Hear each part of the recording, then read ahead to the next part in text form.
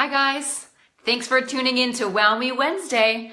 I just got back from a networking event, so while everything is fresh in my head, I wanted to share some observations that I made tonight and some tips based on my experience networking at this event tonight.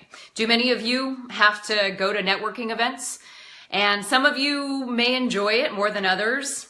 Maybe some of you who are extroverted get more energy out of those events compared to the introverts. But whether or not you enjoy it, it probably is good for your profession, right? So here are some 4 easy tips to help you become a networking ninja. And aside from the alliteration, I think ninja is an appropriate term because you do have to be agile and nimble and go with the flow in the conversation when it comes to networking, right? So here we go. Tip number 1 is to tag team if you can. Go with a friend to the networking event. Tonight I went with my friend Valeria, which was great because we ended up bragging about each other. It's nice not to have to be able to talk about yourself, right? So when people would introduce themselves, we would introduce ourselves. We're both very outgoing, so that wasn't a problem. But when it came down to the question, what do? We ended up promoting each other. So she would tell people about my public speaking coaching business, and I would tell people about how she's a jewelry designer and how she's opening a juice shop in town. So it's kind of fun to be able to brag about your friends, right? So tag team if you can. Tip number 2 when it comes to networking is prepare for the what do you do question. I talked about this 2 weeks ago in my Wow Me Wednesday video on September 6th, so you can go back and watch that for more details. But that is a common question. I would say more than half the people I talked to tonight, that was the first question out of their mouths. What do you do for a living? Or who do you work for? So be ready to answer that.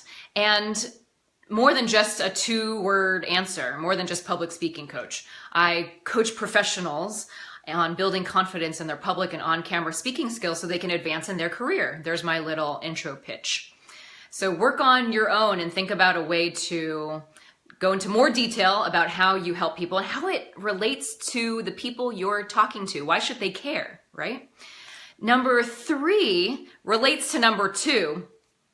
While that question is used often in networking events, sometimes it can turn people off because the what do you do question makes some people feel like, hey, you care more about what I do for a living, what my job is versus me as a person. So instead of going to what do you do right away, think about and have some questions prepared that you can go to first about the person that helped break the ice too and can make some connections. For instance, you could ask, how did you hear about tonight's event? That could lead to talking about maybe a mutual friend. You could also ask, are you a member of the Chamber of Commerce? That was the event I went to tonight. So that could lead to a conversation to learn more about this organization that you are networking with.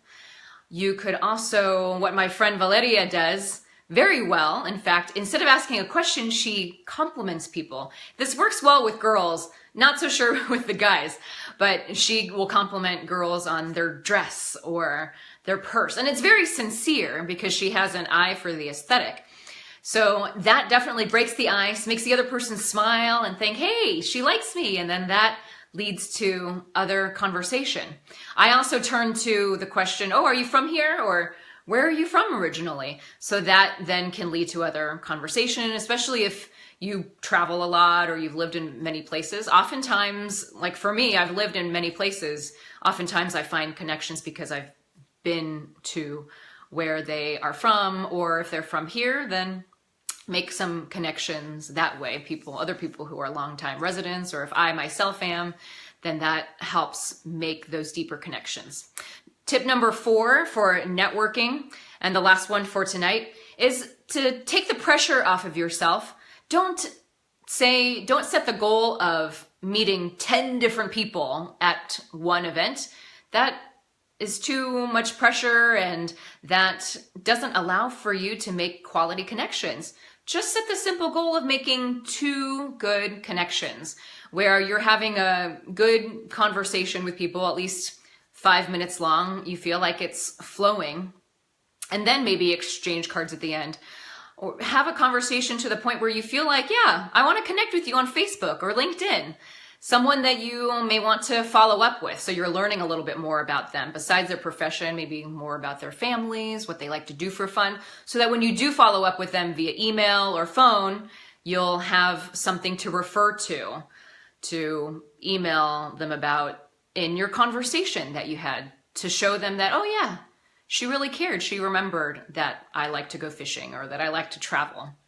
One other bonus tip too that I do, when I meet people, I do get their cards.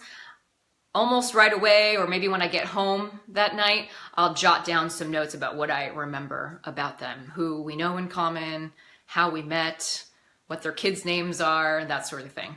So I hope you find these tips helpful. What are your do's and don'ts when it comes to networking? What are your pet peeves? What do you like? What works for you?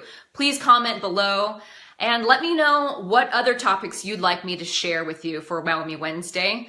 You can always connect with me by email at jessica@jessicachangconsulting.com and visit my website at jessicachangconsulting.com. Thanks, guys. I'll see you next week.